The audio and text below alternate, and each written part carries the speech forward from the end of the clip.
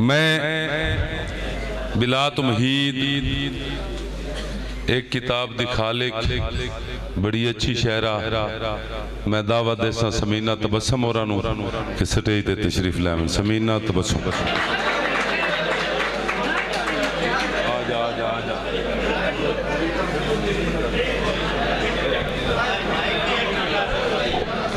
दिल ते करदा है कि खूब सुनावा, पर हुण के आखा तुसा इतनी इज्जत नाल बुला लिया है।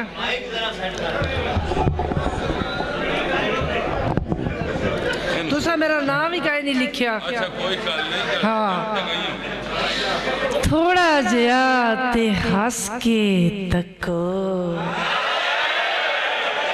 थोड़ा जिया ते हंस के तको, एक दूजे नू दस के तको, फिर सारे ही भेद पालोगे, मन दे विच वस के तको। किसी एक दा पल्लू कस के फड़ लो, सारियां पीछे ना नस नस के तको। लऊ लऊ असी हो जावांगे, इंज सप्पा वांग ना डस के तको।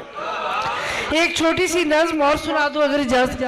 वेला लंघ गया सोचण दा, पीछे मुड़ के तकना की, अपनियां गल्लां ते आपे ही इन्ना खिड़खिड़ हसना की, जिन्हां नू आपे ही ख्याल ना होवे, बां फड़ फड़ उन्हां नू दसना की, इश्क दी सच्चियां बावां नू इंज सप्पा वांग डसना की, इश्क प्याला पी बैठी हो, हुण होर स्वाद कोई चखना की, वेला लंघ गया सोचण दा।